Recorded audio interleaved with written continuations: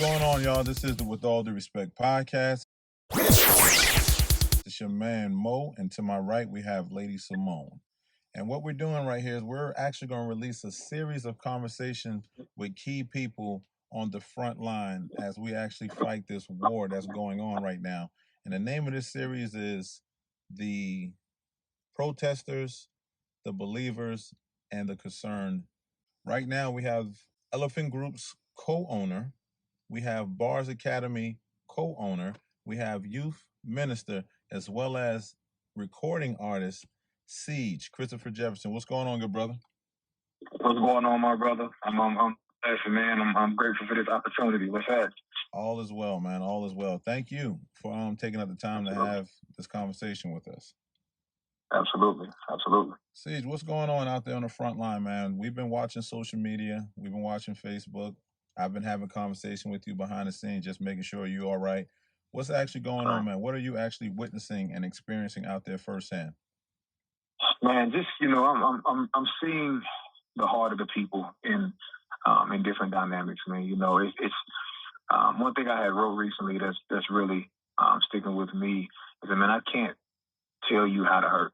You know what I mean? And so what I'm seeing is hurt spew and spill in so many ways, but I'm also seeing resolve.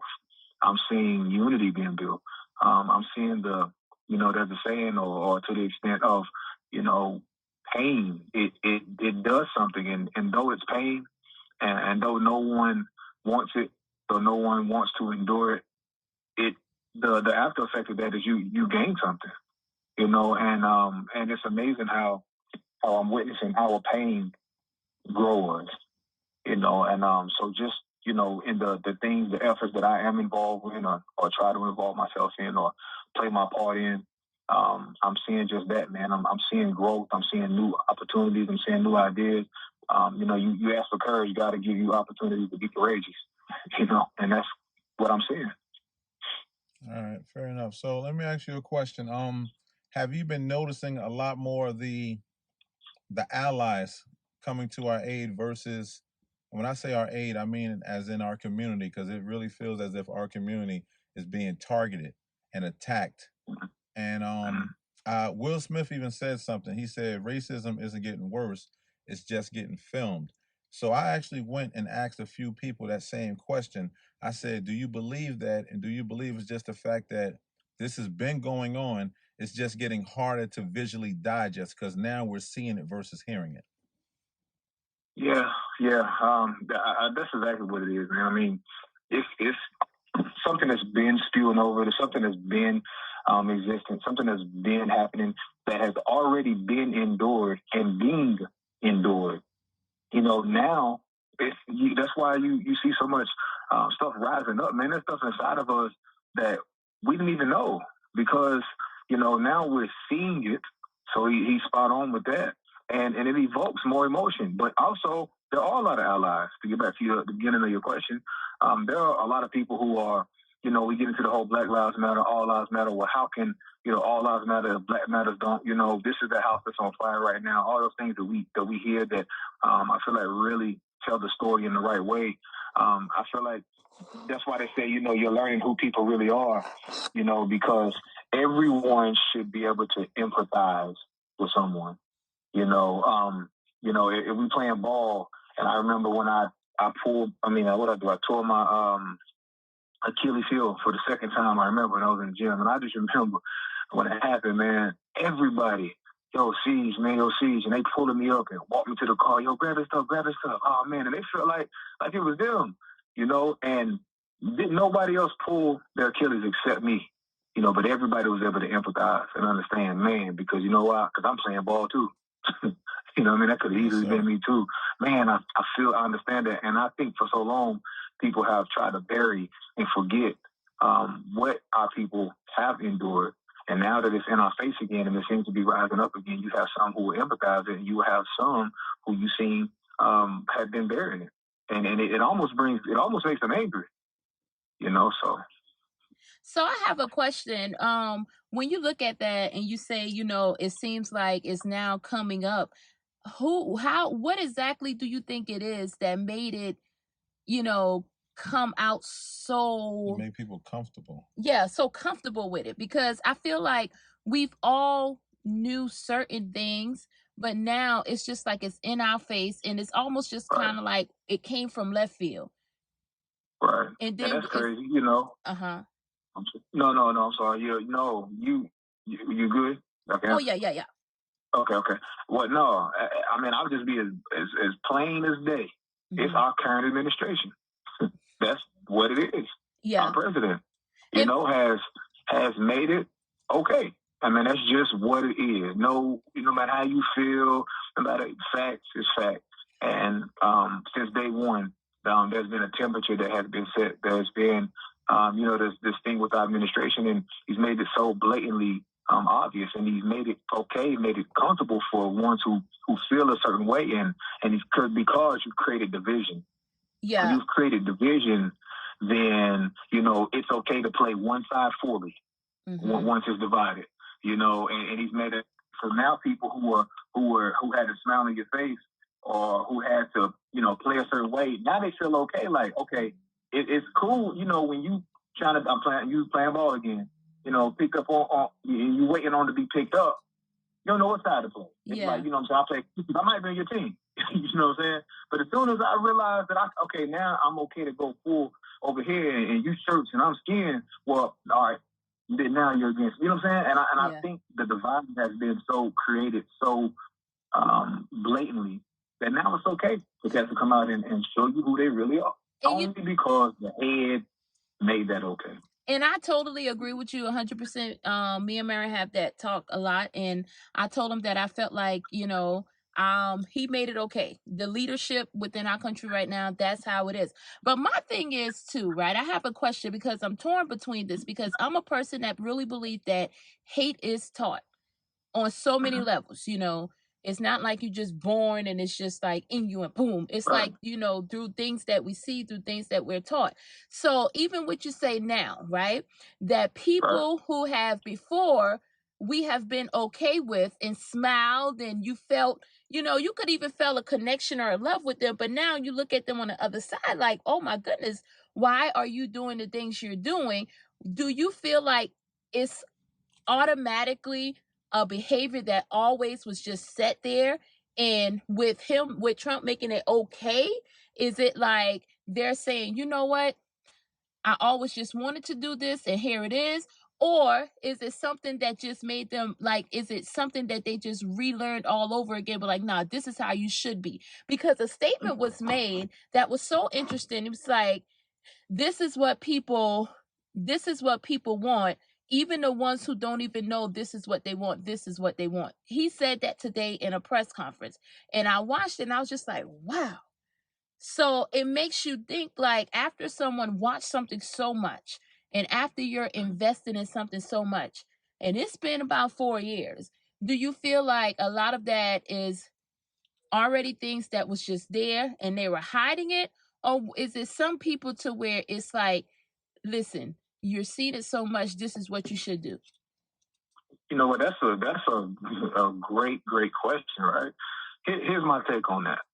I don't feel that. I do feel. Let me start with what I agree with. That it is something that is taught.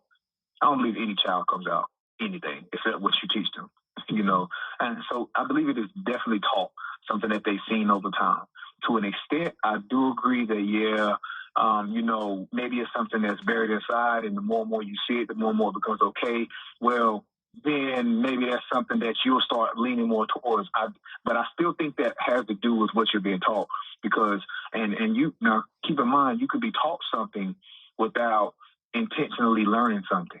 Like, I can be a certain way my whole life, or be in a certain household that carries themselves a certain way, talks a certain way, feels a certain way. I didn't necessarily agree, but it's something that subconsciously I have continued to hear. So now it's something that's a part of me in some sort of way. So whenever the right condition, because I don't believe everyone is racist, but I do believe everyone is capable. both sides. Mm-hmm. Right. So now when the right condition presents itself, well, now you have enough, you've seen enough, you've heard enough to begin to agree, because you may not necessarily even thought you were or felt a certain way into the condition. Oh, you want to take my statue, or you want to take what means so much to my family, or you want to take what now the condition sets itself up for you to start leaning towards and feeling for what was inside. So yes, I think you can become something, because that's just like if I don't got an issue with you, now we can take that and apply it to other things like the Black community. I might not have been a dope dealer or a hustler, or, you might not have been that, or you might not have been, a gangster, whatever the case is, but you may have grew up around that. Now, when the condition, when you ain't got nothing, when you feel like you gotta go get it, it's gonna be a lot easier for you to walk that path now. Mm-hmm. So it can be applied to everything and to so many things, right? And so, and that's my take on that. And even like, and even the ones, that's why I'm so appreciative, back to the allies and all who speak up and say something. You don't got to be out in the street. You don't got to be doing that. But here's what I do. Here's what I do want to say. And this is something that's been bothering me. I'm not bothered, I say, if, my white friends, Caucasian friends don't say anything. That doesn't fully bother me. When it bothers me is when if you've had a platform and you've had a voice and you've always been available, you've always had something to say. You maybe you use our culture, our craft, our art, our music, and you was always about it, always with it. And now that same condition causes you to be quiet when otherwise you weren't, or when otherwise you were buddy, and you utilized everything that we were. That bothers me. Mm-hmm. That's when it becomes an issue to me. And I'm going to just leave that right there. All right. CeeJ, more recently, you have had a situation that you caught on camera out there in Spartanburg. If you would, for those who may not be familiar with that situation, can you actually explain what took place over there in Sugar and Spice, and what it represented, what led up to that right there? Okay. There's a young lady. Her name is Lane McCullough, and about 7 years ago, her daughter was killed by a reckless driver, supposedly, which now so much information has been coming out that he's actually drunk. I don't have any official document in front of me, but that's kind of the common known census based off information that came out, as well as testimonies, and as well as what happens on an everyday basis at this establishment in Spartanburg called Sugar and Spice. And the owner, he killed her daughter and was let off scot-free. I mean, never faced any charges, never any consequences, nothing. It was never investigated. Now, mind you, this place has been here since the 60s. We know what was going on then. This place is embedded and rooted into this city. And, one of the employees, Caucasian, white employee, actually came out and said, listen, I'm tired of hiding this. Here's the deal. And started spilling it about then what was going on, how they drink on the job, sexual harassment, just all these different things. Well, then another one came out. And they began to say, let's talk about what really happened to Erica. And so that evoked a lot of conversation. And of course, it got to her mother. And then it turned into, let's go let our voices be heard. So, and it was funny. I didn't plan or anything like that, the protest, but I reached out to her because I just felt very, very heavy. And she was just heavy on my heart. So I reached out to her inbox and we just talked. And then lo and behold, I see, wow, they're doing a protest. I seen it a couple of days later. So I just went. I didn't reach out first, say, hey, I'm coming. I just went. I just felt the need to be there. And I went, prayed. They said, hey, you want to pray for us? We'll go out. Cool. We were on our way out, and boom, there you go. There's a gentleman that pulls up, older white guy, and he's livid, man. He's hot. I mean, he's mad. Big mad. And I just happened to be the one standing there. I was just helping people get across the street. Most people had already went. There was a few still behind me, and he just stops in the middle of the road. Cops 20 feet from me, because they have 2 cops watching us from across the street, 2 in front of the Sugar and Spice store. And they're just watching, man. And he's just going in right there in the middle of the street, holding on traffic, calling me everything. Really, I know, wanted me to lose my cool. Police wanted me to lose my cool. Wanting to shut this thing down before it even started. But it was bigger than me, and I didn't even know it was being recorded. Lo and behold, it was being recorded right behind me. put it out, man, and a lot of people just like, you know what, you did right. Some were like, man, you did better than I could have, and I said, man, I did better than I thought I could. You know, I'll be honest with you, man. When I seen your initial response, I wasn't even, I didn't know that was you. It took me to watch it a few times when I heard your voice. I'm like, hold up, that sounds real familiar. So when I watched it, I was like, yo, that's CeeJ right there. And I called you immediately to make sure, like, yo, you good? Everything all right? So I would like to say, number one, thank you for being out there on such a noble cause. And I'm pretty sure the family really do appreciate that. Right. Well, I was honored, man. Like I said, you know, that's my part, you know, just my part, and just I'm a servant at heart, man. So, you know, I never claim to be like an activist. I never, honestly, man, I am a person. I live best in moments. That's just the honest truth. Like I don't know. I'm just whatever the moment calls for. You know, that's what you know, Moses burning bush and God spoke and he said, well, who are you? Who I tell him to send me? He said, I am who I am. Oh, I'm whatever you need me to be. If you need me to be a, you know, a provider, if you need me to be a healer, if you need me to cover, if you need me to be a voice, I'm whatever you need me to be. And that's kind of how I function, man. I'm whatever I'm needed to be in that moment. You know, because I don't have any intentions with anything. You know, so. And I actually saw you also. You released a freestyle. I think the freestyle was prior to the incident, but nonetheless, it was still motivated and geared and inspired by today's events. So you have a project coming up. So I can only hope and think and wish that a lot of what's going on in today's world would be within that project. Am I correct? Yeah, man, and it's crazy because in writing this project, of course, all this been going on, but it was prior to the apex, the climaxes that we're seeing now. This stuff was already written. Now that free verse I wrote, that was for that moment, of course, and I call it free verse where I don't even pick up my pen. I just go for 5 minutes or however long, and then I just record. And because again, I'm a victim of the moment. So with that said though, yeah. So what should I do, man? Should we drop this thing? Should we talk about this thing? Talk about this thing right here?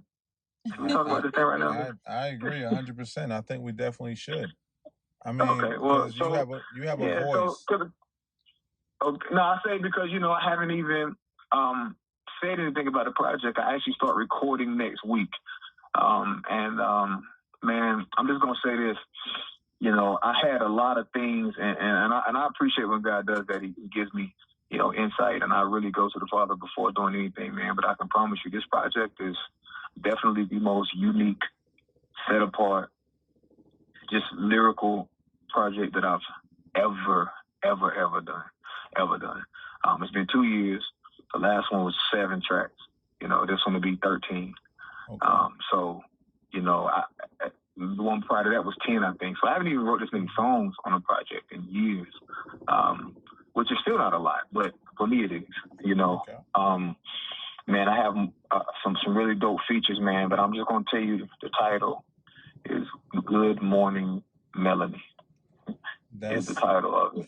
I really, I really like Good Morning Melody. I'll be honest with you, man. Now, that don't change for this air, but that's as of now, that's the title, man. I appreciate that for you letting it out on that. Here's what I'm gonna say: look up the meaning of melody. That's all I'm gonna say. Okay. And then I'll reveal more about the project later. Fair enough. I definitely appreciate you for sharing that on this platform. Hopefully, we're the first to get it, but nonetheless, I definitely appreciate it, even if we aren't. Yeah, what I will say is, though, people like yourself, whatever your skill set is, I believe people should use that as their platform. If you are a rapper, I felt that there should have been a song out or something of that nature that represents how you feel in this time. If you're a podcaster, there should be some conversations. I mean, just in general, because everyone means of awareness may not be protesting, may not be in the front line or whatnot. Yeah. Like I told somebody before. Can I say that too? Because that's a great point, man. And I'm glad you said that, because everyone has different roles. Like, honestly, before I wrote that free verse, man, I know that's my That's my form. Like, that's how I articulate. That's how I get point across. That's how I capture an ear. That's a part. And I was okay with just doing that. Moments call for other things. I mean, you got to be willing to say, all right, I can get out of my comfort zone, or I can step up and do this, or I can be there for this person. We have to be able to do that. But you're exactly right, man. There's some people. I had a meeting with some undisclosed persons, man. We have something really, really special that we're rolling out, that we'll meet again next week with some real key people in the community with no camera, no nothing, nobody even said anything.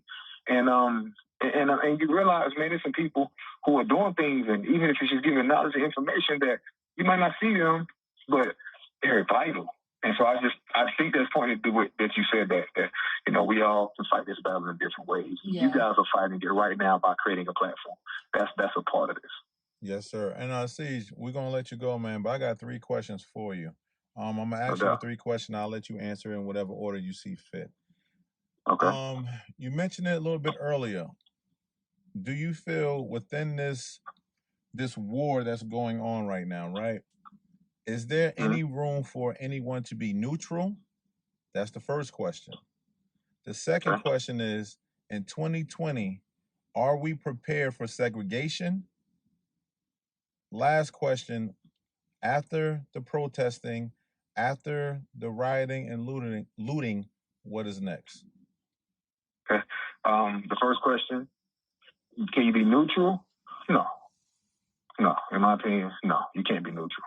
Mm-hmm. Because this is not a neutral thing. And I feel like you have to feel some kind of way. You have to be able to empathize. And whether you're voicing it or whatever you're doing, you cannot sit back in people's moments of pain and be neutral and feel nothing, be nowhere in it, because we are supposed to be one race. Humanity, right? We're supposed to be, we're supposed to be equal. We're supposed to be, all people, all humans. That's what we're supposed to be, and there's no room to just be neutral in the world that we all live in. So no, I don't think so. I think you have to feel, empathize, and do what you can. Second one. What was the second question? The second question was, are we ready for potentially being segregated in 2020? We're going back to if we was to go back to this water fountains for this group of people, this water fountains for that group of people. Are we ready for that in 2020? No, we're not ready for that. And the perspective I take when I say that is, for one, this ain't then. People, we are way more. We're not willing to take anything, settle for anything, and take the less of anything anymore. We'll burn every water fountain down, so to speak. We're just not going to settle for anything less. And I think that's been the whole point of now. And I think the more you try to withdraw, the more you try to take, then the more we're going to press, the more we're going to fight. Now, I do feel like we need. It is important that we have allies. We need help. We need aid. Why? Because the more you try to segregate or turn it into more division, or what happens? Somebody starts a war that we are not ready for. We're not ready to go to war. We're not ready to fight. For one, we're not unified enough yet. And for two, we're way outnumbered. We are out-strategized. We are not ready for a war. What we can do, and that goes into my what's next, is continue to have strategy. What's in our hands? Money, spending power. Absolutely. That's what's in our hands. You know what I'm saying? You can fight without dropping a body. A unified front. Why do you think all these companies are coming out? You know what I'm saying? These companies are having something to say when you ain't even ask them. Why? Because of our money. The dollar. They don't care. And if they is not, we don't know who's in these buildings or who's in these rooms. We don't know. But why? They're represented by a brand. And so that brand has to speak. They probably don't even really feel that way. honestly, but it's not about. It's about the green dollar. You know, and so I think what next is for us to have real strategy, for us to get real information, and most importantly, and if I had to have a single answer for that question, it would be for us to get for it to get real important for us. Mm-hmm. It'll be important for a little bit, then but now more than ever, I feel like it's sticking. You know what I'm saying? Sometimes, you know, when there's snow, but it ain't sticking, you're like, nah, man. You know what I'm saying? Yeah. You know, I believe it's cold enough to stick, if that makes sense.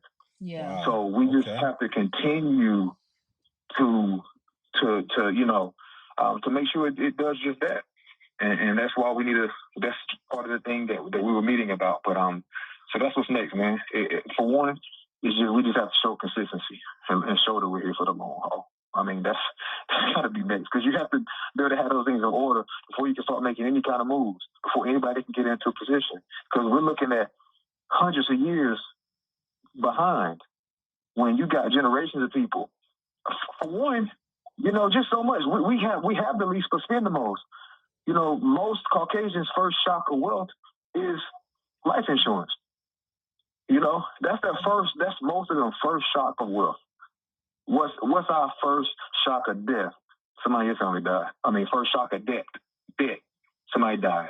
That is backwards. Yes. You know what I'm saying? And even little things like that carry so much weight, but it has to become really important for us. Everybody should carry life insurance, first and foremost. I mean, that's just one small thing in the conversation, ocean conversation. That's just a little drop. Just as simple as that has to become important to us. So now just imagine what else there is that we have to catch up on and have a great understanding of. That's what's next. That's true. And I agree with what you said. And I wanted to add too, with the whole, are we ready for segregation in 2020?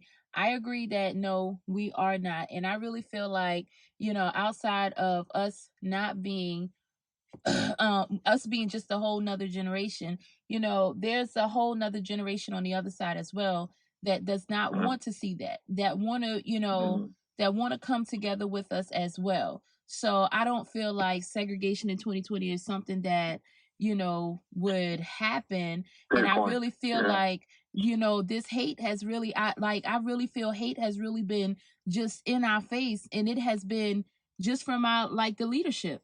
You know, it's like the head tells a lot of a majority of everybody what it seems like.